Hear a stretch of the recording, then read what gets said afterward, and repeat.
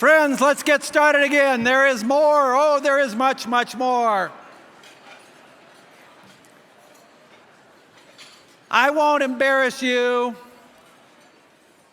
by asking you to raise your hand or show off your device, because there may be people at your table who haven't gotten on the smartphone bandwagon. I'm one of them, actually. I have a dumb phone. I refuse to own electronics that are smarter than I am. But I can tell you that this is for real. This is happening. The hashtag WCS13 right now is trending on Twitter, and what that means is that we are, Western Conservative Summit is the second most talked about item on Twitter right now this Friday evening. Let me say in Colorado, the second most talked about item in Colorado this evening, and if you want to forward that trend, just tweet something and hashtag it WCS13.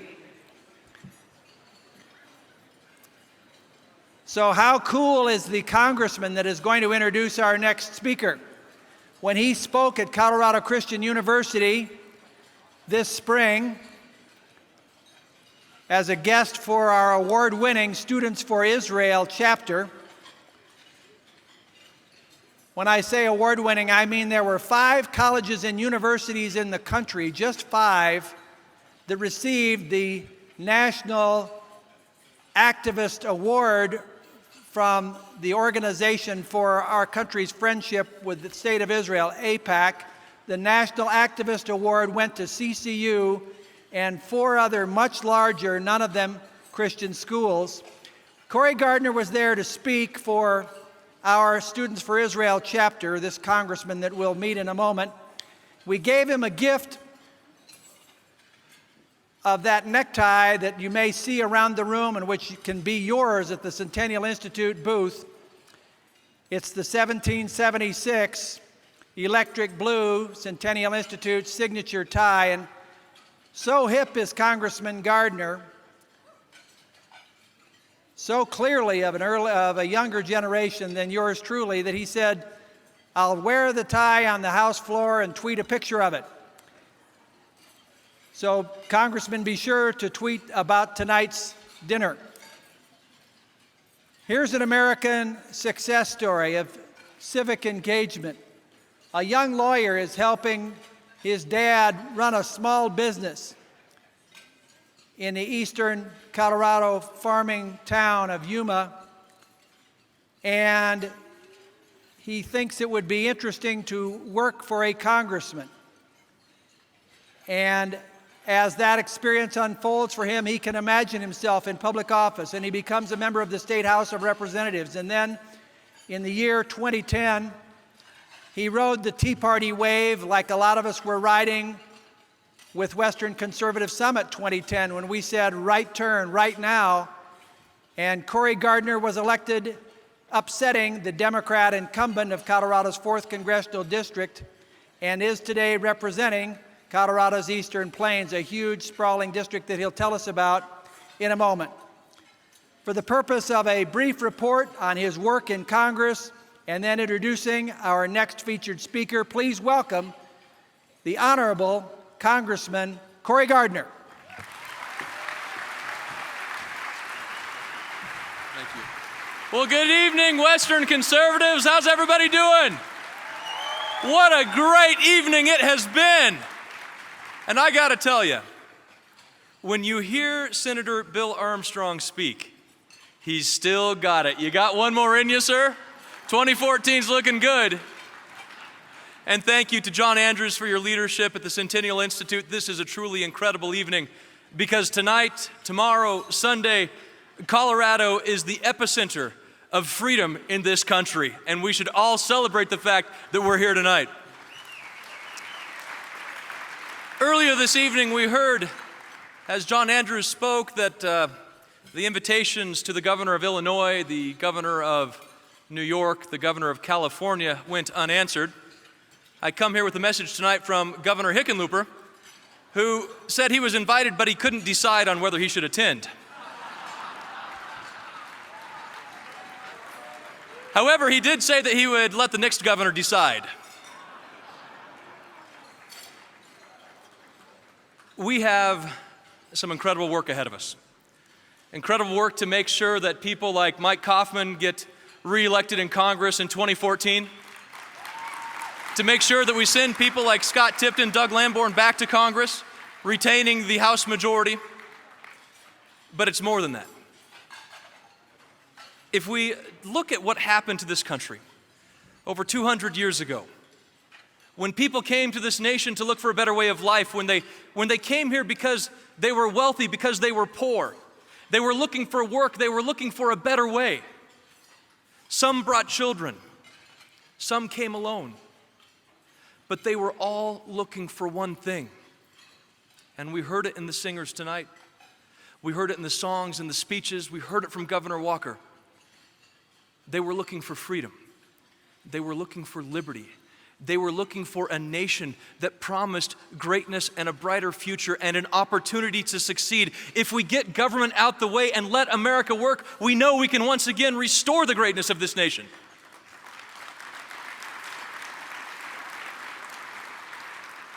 Over the past couple of years in Congress, I've been working on energy policies to make sure that we are vital, that we're harnessing the incredible resources of this nation in a responsible manner. For the first time in any of our lifetimes, we have a chance to be energy independent, North American energy secure, creating jobs and opportunity in Colorado.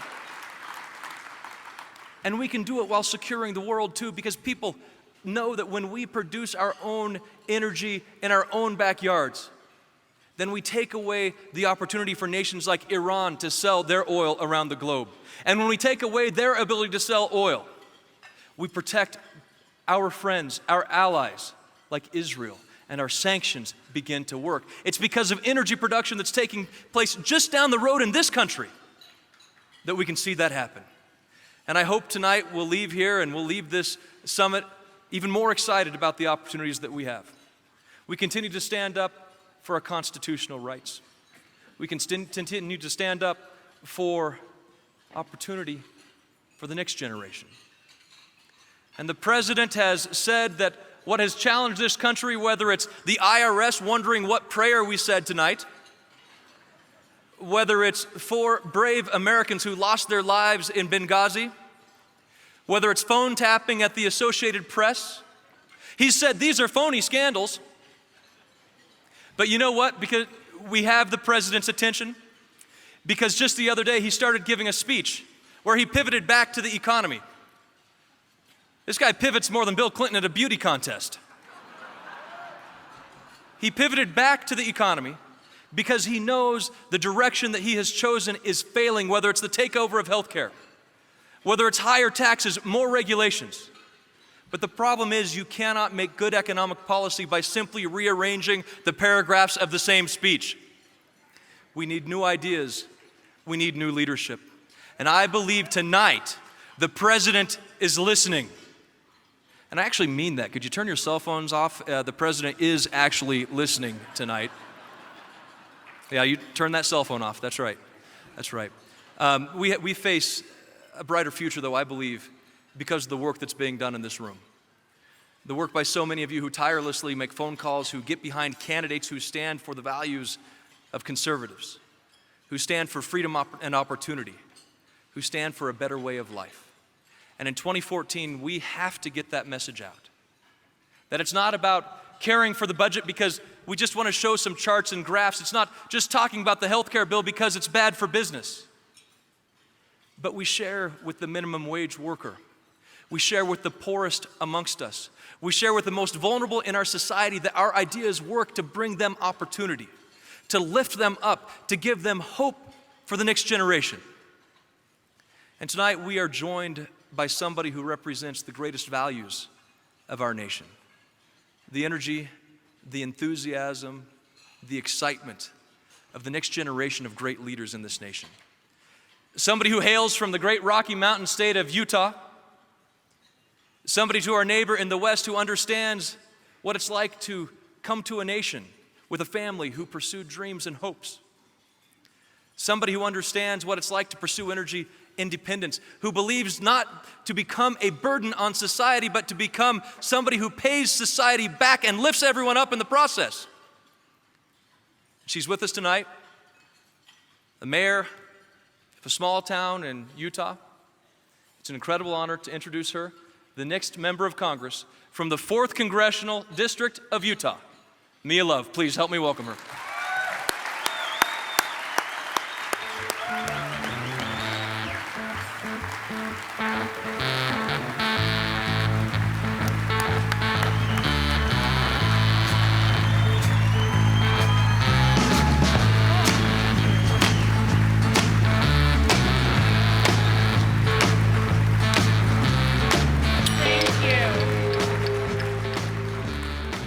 I am so incredibly honored. Wow. I think about some of these conservatives that I've met on this journey. Think about people like Governor Walker in the job, working really hard and, having the courage to do what's right. And then I think about some of them off the job. Like I remember seeing Representative Cory Gardner, sitting down with all of his children at this fancy restaurant, and they're just climbing all over him. And, it really made me have a glimpse of what they're really fighting for and what we're all fighting for, and that is the next generation. That's our children. And so I'd like to just thank Governor Walker, and I'd like to thank Representative Cory for doing everything they possibly can to help our country be a better place. I also see some faces that I recognize. Denver has kind of adopted me, and I'm happy about that. I actually recognize a good friend of mine, Mary Sue, who last year hosted a fundraiser for me and welcomed me into her home. And I wanted to publicly thank her for being here and for showing up all the time. Thank you so much. You're a great conservative.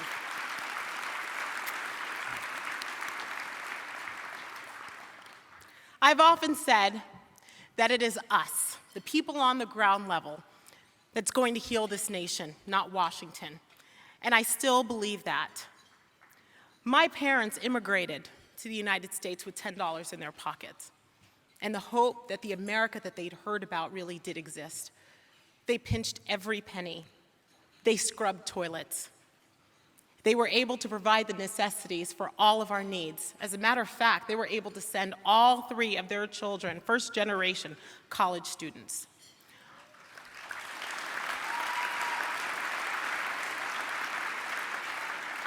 And may I say college graduates, all 3 of them. They weren't into wasting money. I have to say, I do remember the first day my dad took me to college. I took him with me to orientation because he is the fun parent. My mom can embarrass me sometimes, so I took my dad with me. And he said, Mia, your mother and I have done everything we could to get you here today. We have never taken a handout. You will not be a burden to society. You will give back. And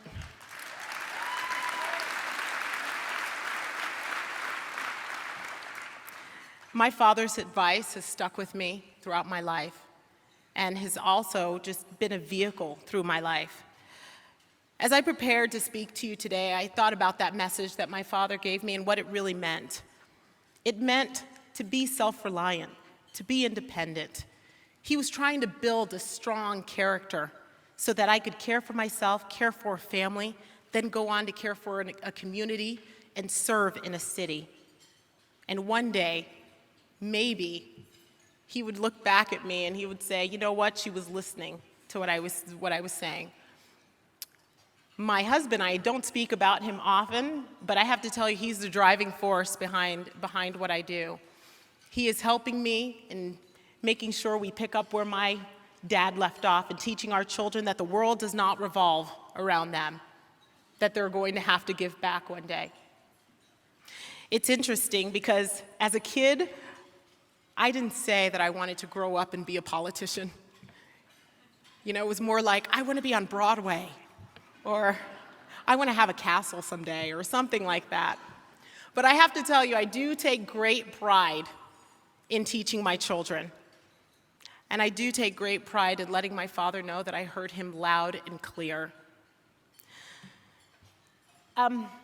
It's interesting as we listen to people speak, public speakers these days, you don't hear much about self-reliance and freedom. You hear things like hope and change, whatever that means. You hear things like, America needs a makeover. We need a new America. And you hear phrases like move forward, and people just kind of fill in the blanks. Elections aren't won on phrases like ask not what your country can do for you, but what you can do for your country. No. They're won on what government can do for you. Their message is we are here to make your life easier in the short term. And what we need is we need courageous Americans to say we are not interested in making your life easier in the short term. We're interested in making your life better for generations.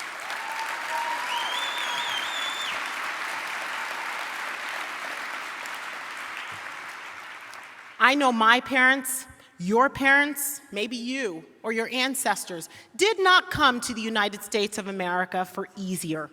You came here for better. You came here to be free, and that's what we have always stood for. Many people are concerned about the direction of our country, and rightfully so. They should be.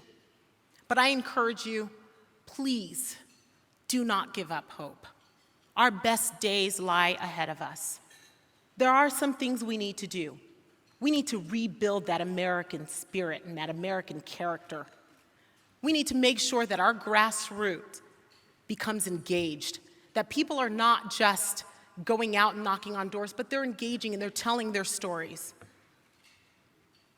I compare the times that we're in now, today, to the hard times that we've faced in history.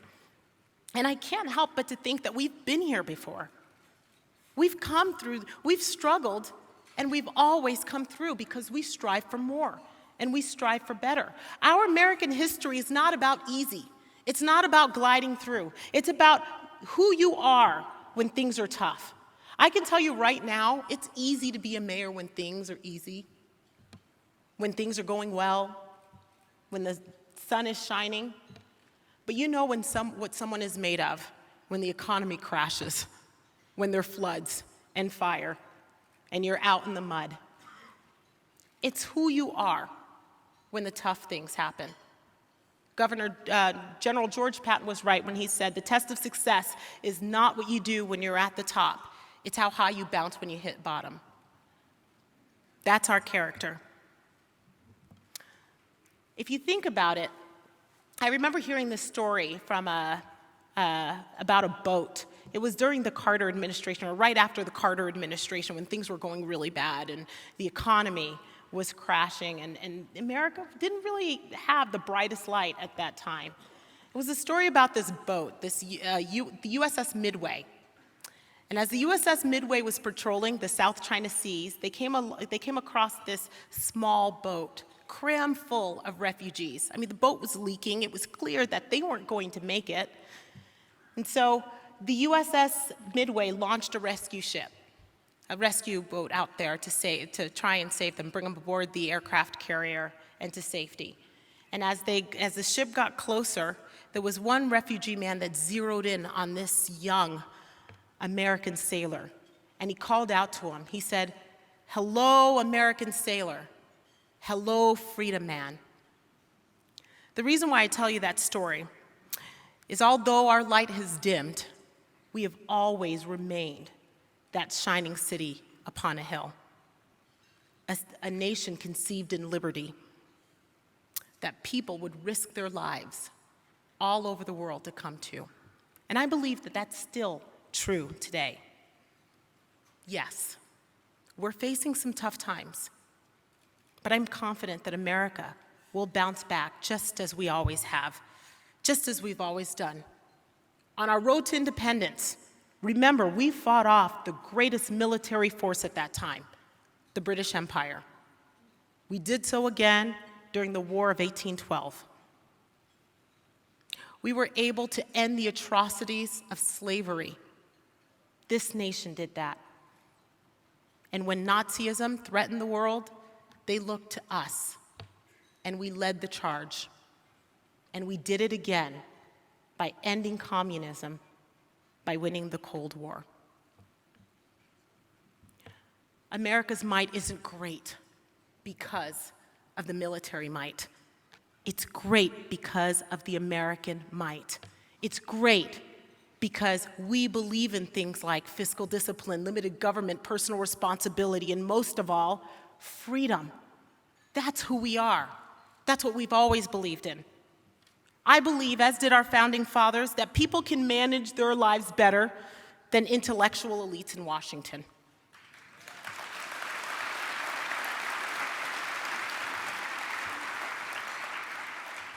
I believe that government is beholden to the people, and that the only power that it possesses are limited to what has been delegated to it by the people. I believe that we have the power to improve our economy, our communities, and we can do that. We can deliver that message and deliver that meaning with malice towards none and generosity towards all. I believe that we have an obligation to care for those who cannot care for themselves. Yes, I believe that if we have the means to care for our neighbors and end their suffering, we should do that. But I also believe that the day that I need a federal government to force me to do that is the day that I don't deserve the title American.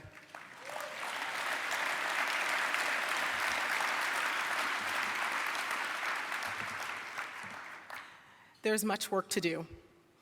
And I wish I can tell you that one day, after all of the work is done, that we'll be able to rest from our labors with everlasting freedom and liberty. But unfortunately, rest is not for the living.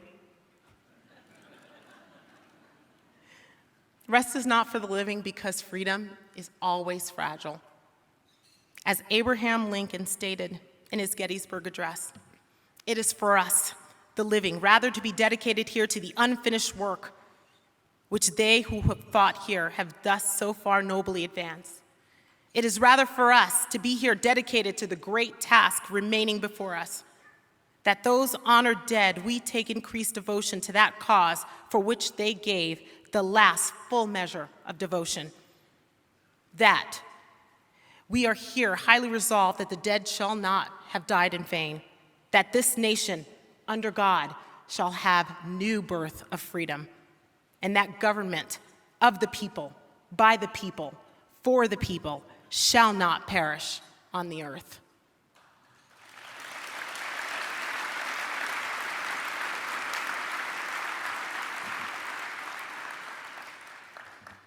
We need to have the courage to tell people our stories, all of its downfalls and all of its successes. Because I can tell you right now, the liberals are out there, and they're telling their stories and they're telling their message. And let me tell you what their message is. Their message is, the American dream is dead. It's over. That government is your solution. Give up your dreams. The government will heal you. The government will save you. The government will be your hope and change.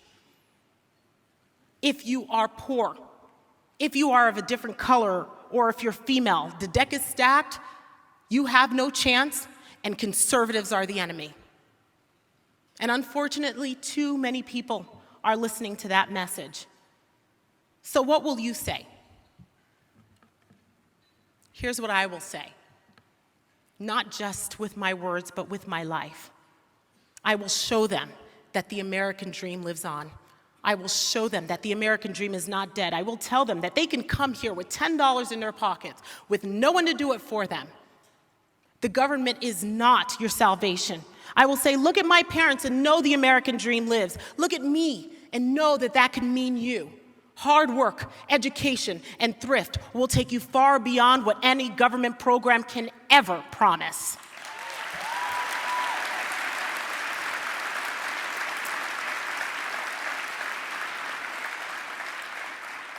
I will tell them you can work hard, you can educate yourself, you can improve your lives and you can improve your life and the life of others.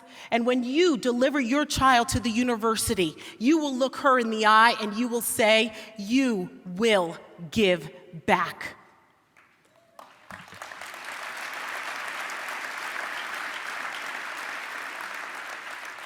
That is what we want for all Americans. The American dream isn't just my story or my father's story. It is our story. It's a story of human struggle, standing up and striving for more, striving for better. Our story has been told for over 200 years. Small steps and giant leaps. That took courage. From a woman on a bus to a man with a dream, which took sacrifice and the bravery of the greatest generation, to our entrepreneurs and innovators of today. That is who we are. I need your help in this. We need to rebuild that American character. We need to let our children know that they're not entitled to anything they don't own, earn, work for, or pay for themselves.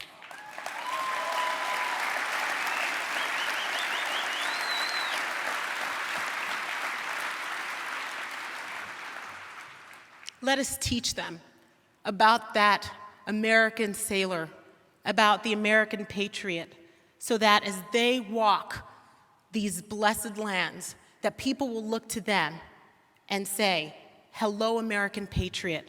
Hello, freedom man." That is the America I know. That is the America we know. May God bless you in this task. When you knock on doors, make phone calls, and you're telling your personal story, please know, think of me and know that I am with you, that Utah is with you. I will show up when you show up. When you have something to say, I will listen, and I hope that you listen also. May God bless you, and may God continue to bless this still independent United States of America. Thank you so much.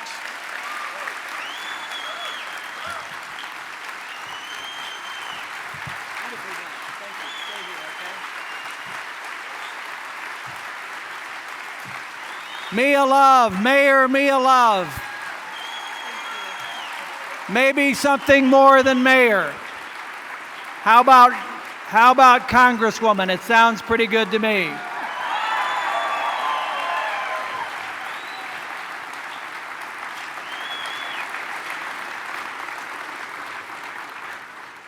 Mayor Love, please be seated, friends. What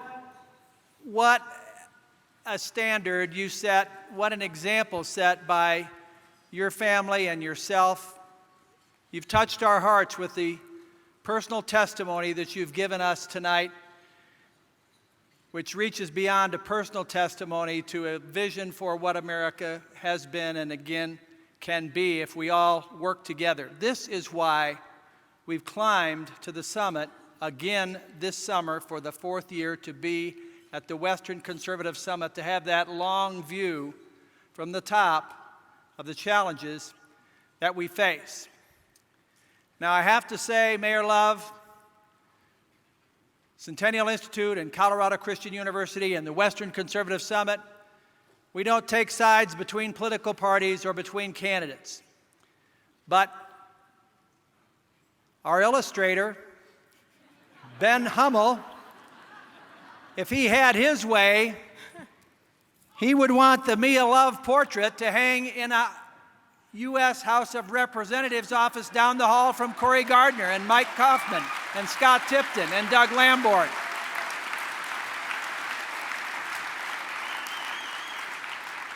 So Mia, nothing against the Democrat who has that seat right now, and nothing against any other Republican who might want to be interested in that seat. I'm strictly neutral up here, I want you to know. But Ben Hummel is not. Mayor Mia Love, thank you so very much.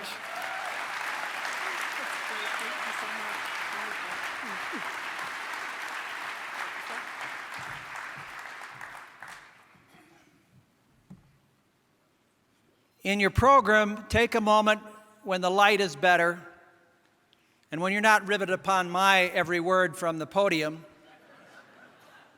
to look at the list of CCU students and one visitor from another college that we call 1776 scholars at the Centennial Institute. You'll meet a number of them through the weekend, and I want you to meet one of the best of them right now. She's a senior political science major. She right now is a finalist in Washington, D.C. for one of the prestigious Heritage Foundation internships.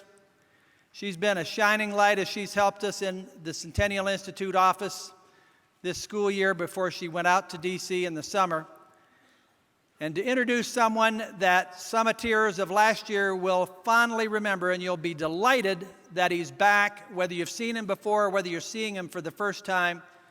He's going to make your own hair stand up just like his does. Meet Alyssa Silkwood.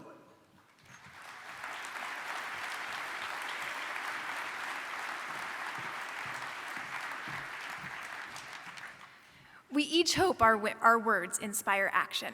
Action to change, encourage, and strengthen.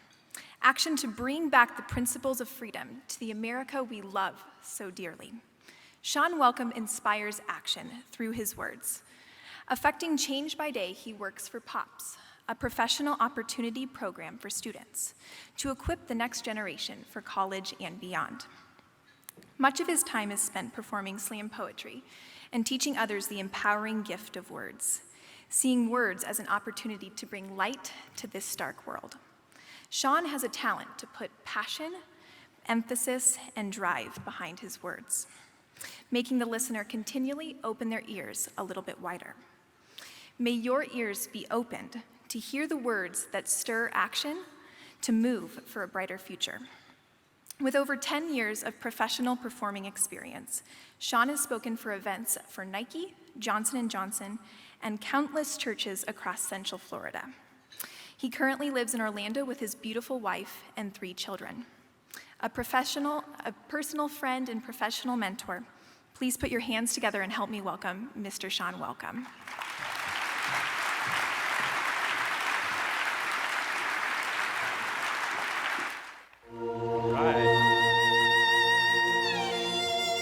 All right, thanks for having me back. All right, thank you, John, for inviting me back here. This was a wonderful experience last year. There's so much bad news in the world. You can flip on your television and see a lot of bad news, but there's also a lot of good news.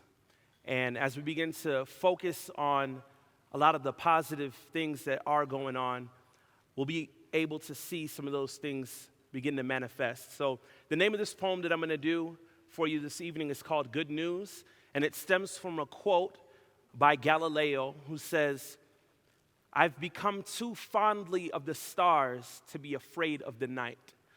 And so with that said, I present to you good news. I've become too fondly of the stars to be afraid of the night.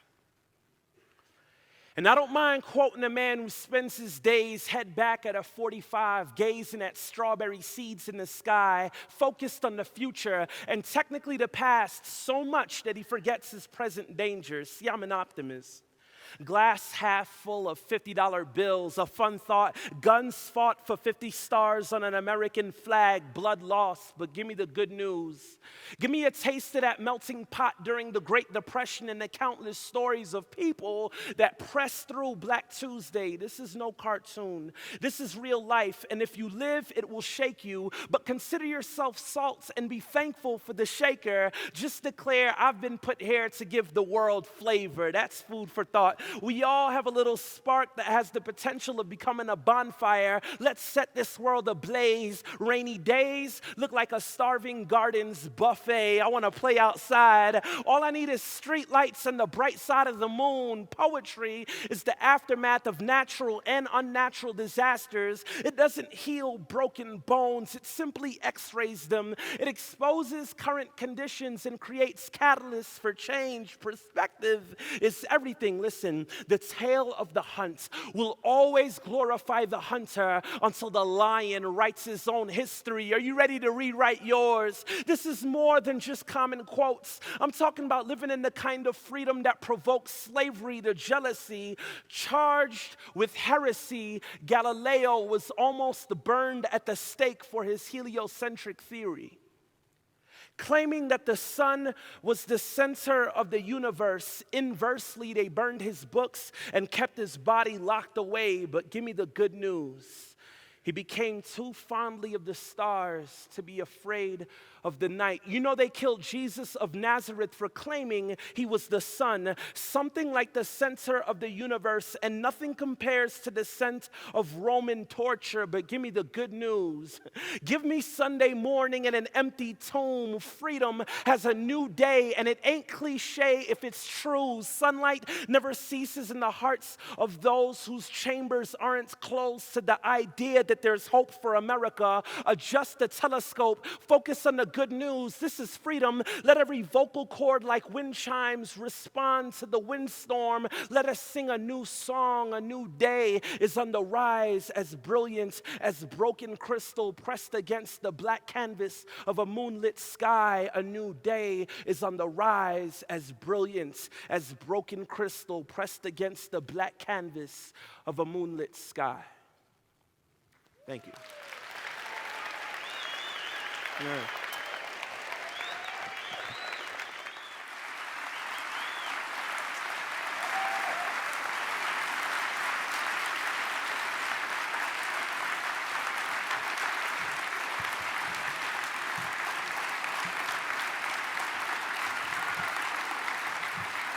Shawn, welcome. Wow. Shawn, it's great to have you back to the summit.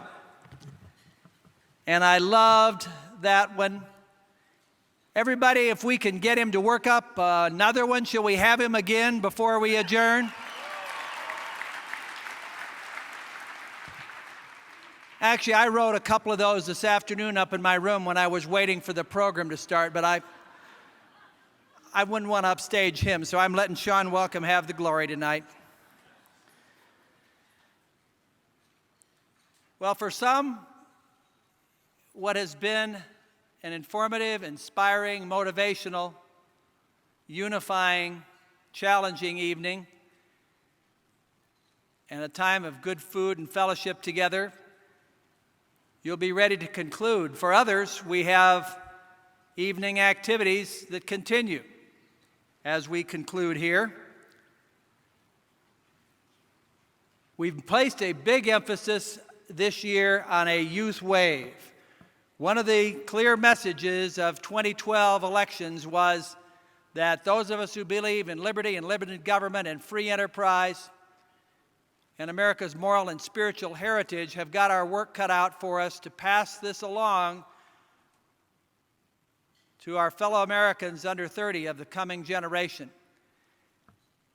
So we've had special pricing and special activities and an opportunity for high school seniors and juniors to have a look at CCU as their potential college education choice, as well as to be student delegates to the summit. If you're under 30 in the room, would you please stand up and let us recognize you? If you're under 30, on your feet.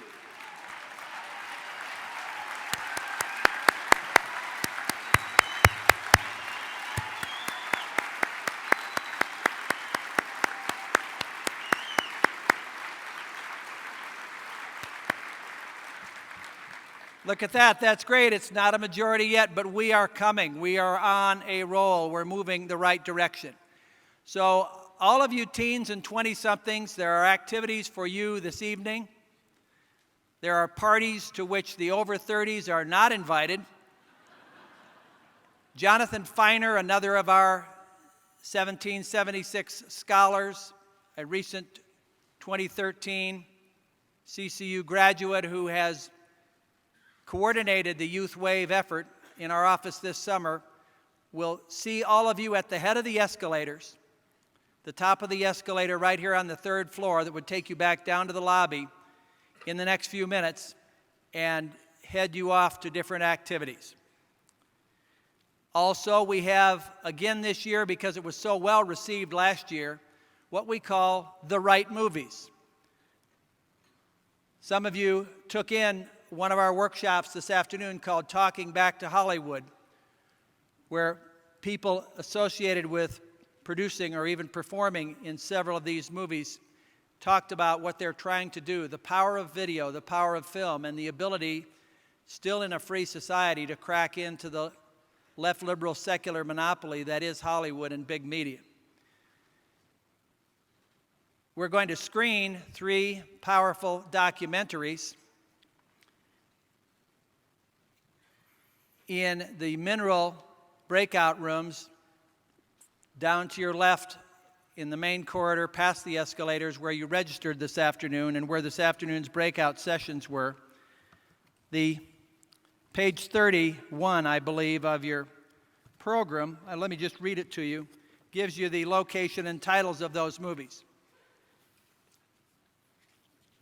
Colorado's own Steve Laffey, transplanted here from Rhode Island, where he swam upstream against a liberal political tide, has produced a powerful film called Fixing America. That will be screened, and let me say all of this will get started at about 9:45 or 8:45 or 8:50, time for us to clear the room and have your conversations after we break. Steve Laffey's Fixing America, with the producer Steve on hand to tell you about it, Mineral F&G. A powerful movie about homegrown jihad, produced by Charles Jacobs, and 2 of his associates are here sponsoring the movie this weekend. The movie is called Losing Our Sons. I'll never forget when these 2 men, Darius Long and Melvin Bledsoe, the son of one murdered by the son of the other in a homegrown jihad incident, came to tell their story at CCU this past year. I wish Darius and Melvin were here, but the filmmakers are here, and the movie is called Losing Our Sons, and that'll be in Mineral Room B and C. And finally, the second in a series of movies about illegal immigration called They Come to America by Dennis Michael Lynch. I was so impressed when I saw him talk about this on the Huckabee Show a couple of weeks ago. I asked him to the summit. He couldn't come, but he sent us the film. We'll play it for you this evening. We'll play all of these again tomorrow evening after dinner. They Come to America, The Cost of Amnesty by Dennis Michael Lynch will play in Mineral Rooms D and E. Again, all of this is listed at the bottom of the page on 31 in your program, the inside back cover. Right here in the main ballroom, a forthcoming feature film to be released in about 8 weeks, late September, a true story of the American frontier in the 1750s, story of faith and heroism, and young girls, sisters having to grow up before their time in order to break free from Indian captivity. A true story will be screened right here in the main ballroom beginning just before 9 o'clock. And the producer of that film, our friend Jim Leininger from San Antonio, Enthuse Entertainment, will be here to tell you a little bit about that. Alone Yet Not Alone is the title of that feature film, playing right here in the main ballroom after we give a chance for the staff to clear a little bit and reset the room. So that's the right movies, those 4 choices for you this evening. Please use the Twitter hashtag WCS13. Let's keep trending stronger and stronger. That's a fun wave to be riding tonight. The exhibit areas will remain open a little while. 70 terrific exhibitors. We sold out the exhibit area. Never have done that in the history of the summit. Sold out a week ago. There's some book signings also out there to your right, past the silver wall, and the listings for book signings, page 5 in your program. So there's still a lot going on after dinner this evening. As I mentioned to you, when we resume tomorrow morning, K.T. McFarland, Victor Davis Hanson, Ted Cruz for the luncheon, and so much more, we will be joined by simulcast to Western Conservative Summit in Arizona, and we're really looking forward to that. The doors open at 8:15. The gavel goes down at 8:45 in the morning. Breakfast is on your own. There will be beverage service throughout the morning, but you make your own arrangements, whether you're a light breakfast or a big breakfast or a skip breakfast person. Mom told me not to skip breakfast, but that's up to you. And we will see you at 8:15 as the doors open, 8:45 when the gavel goes down. Thank you, thank you, thank you so much for helping us get off to a wonderful start with Western Conservative Summit 2013. We are adjourned.